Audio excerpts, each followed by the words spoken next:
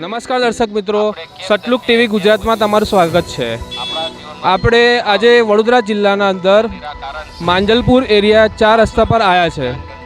આપણે અહીં જોઈ શકીએ છીએ કે ધાર્મિક પુસ્તક વિતરણ કરી રહ્યા છે।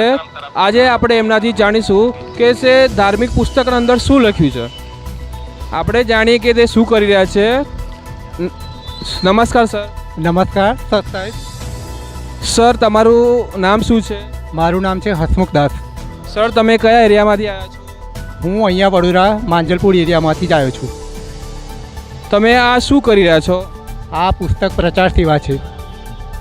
સર, આ પુસ્તકના અંદર એવું શું લખ્યું છે કે તમે આ પુસ્તક પ્રચાર કરી રહ્યા છો? આ પુસ્તક અમારા ગુરુજી તત્વદર્શી સંત રામપાલજી મહારાજે લખેલ છે, જે એમાં 4 વેદ 6 શાસ્ત્ર 18 પુરાણ જેમ કે શ્રીમદ ભાગવત ગીતા, કુરાન, બાઇબલ, ગુરુ ગ્રંથ સાહેબ સર્વ ગ્રંથોમાંથી પ્રમાણ સહિત સાચું જ્ઞાન લખેલ છે। આ શાસ્ત્રો તો માર્કેટના અંદર બી મળી રહ્યા છે, તો તમારા ગુરુજીને આ પુસ્તકમાં અંદર શું લખ્યું છે એવું? એમાં સર એવું છે કે આ પુસ્તકો હર એક માર્કેટમાં મળે છે, પણ એની ભાષા હાર્ડ હોય છે અને એને વાંચવામાં પણ તકલીફ પડતી હોય છે। હવે સમજી લો કે અમુક લોકો તો ભણેલા છે, તો એ લોકો તો એ પુસ્તકને વાંચી શકે છે, તમે એવું કહેશો? તો એનો જવાબ એ છે કે એ લોકો વાંચી પણ લેશે ને તો પણ એમને ખબર નહીં પડે કે આ શું કહેવા માંગે છે। કારણ શું છે કે કોઈ પણ સિલેબસ હોય, કોઈ પણ વિષય હોય, એને સમજવા માટે એક ટીચરની જરૂર પડે છે।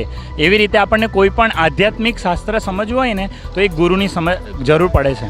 તો અમારા ગુરુજી છે સંત રામપાલજી મહારાજ, જેમને આજે આ બધા શાસ્ત્રોનું અધ્યયન કર્યું અને પછી એમને એક પુસ્તક બનાવી આ જ્ઞાન ગંગા। આની અંદર એમને એ નિષ્કર્ષ આપી દીધા છે, જે નિષ્કર્ષ અત્યાર સુધી કોઈ પણ ધર્મગુરુ કાં તો કોઈ પણ જેટલા બી લોકો આવી રીતે બનાવે છે એમની પુસ્તકો, એ લોકોને અત્યાર સુધી એ શાસ્ત્રોનો સાર મળ્યો નથી। કારણ કે શ્રીમદ ભગવદ્ ગીતા છે તો એ 5000 વર્ષોથી છપેલી છે અને એને આખો હિન્દુ સમાજ અને અન્ય સમાજના લોકો પણ વાંચી રહ્યા છે। પણ એમાં એક અધ્યાય છે, ગીતા અધ્યાય નંબર 18 શ્લોક નંબર 62, એમાં ભગવાન એવું કહી રહ્યા છે કે હે અર્જુન, તું સર્વભાવથી એ પરમેશ્વરના શરણે જા।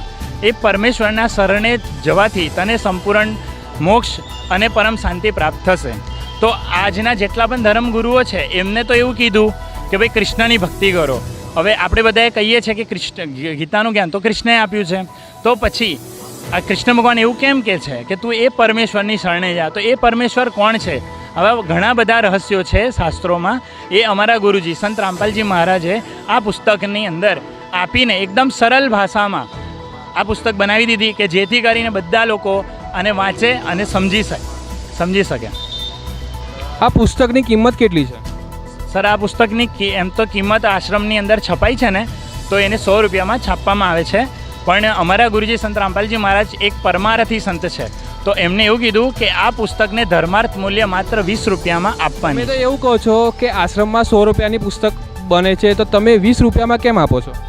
સર, એનું કારણ એવું હોય છે કે કબીર સાહેબજી એવું કીધું હતું કે પરમાર્થ કરો। તો સંત રામપાલજી મહારાજ એક કબીરપંથી સંત છે કે જે કબીર સાહેબની શિક્ષાઓને લઈને આગળ વધે છે। તો અમારા ગુરુજી સમાજ સુધારક છે અને પરમારથી પણ છે। તો અમારા ગુરુજી એવું કીધું કે 20 રૂપિયામાં આપણે આશ્રમમાં તો 100 રૂપિયામાં છાપીએ છીએ, પણ એને 20 રૂપિયામાં એટલા માટે આપો કે જેવી રીતે સમજો કે અમુક મજદૂરો પણ હોય છે, તો એ મજદૂરો કેવું કે 200, 250, 300 રૂપિયા કમાતા હોય છે રોજના। તો હવે આ પુસ્તકની કિંમત જો અમે 100 રૂપિયા રાખી દઈએ કે ભાઈ 150 રૂપિયા રાખી દઈએ, તો પછી એ લોકો આને લઈ કેવી રીતે શકે? કેમ કે એ લોકો પુસ્તક લેશે, બરાબર, પછી એમનું ઘર કેવી રીતે ચાલશે? ચૂલો કેવી રીતે હળગાવશે? લોકો ખાશે શું પછી ઘરમાં? તો અમારા ગુરુજી એવું કીધું કે ગરીબથી ગરીબ લોકો અને માલદારથી માલદાર લોકો આ પુસ્તકને લઈને વાંચી શકે અને એને સાચા પરમાત્માની ભક્તિની જાણ થાય, એટલા માટે અમારા ગુરુજીએ માત્ર 20 રૂપિયા જન કલ્યાણ માટે ધર્માર્થ મૂલ્ય 20 રૂપિયા રાખ્યું છે। Thank you sir. જી નમસ્તે સત્સાહેબ। જાણકારી માટે સતલોક ટીવી ગુજરાતમાં जोड़ाए रहो। धन्यवाद। सतलोक टीवी गुजरात फेसबुक पेज को लाइक और फॉलो करना न भूले।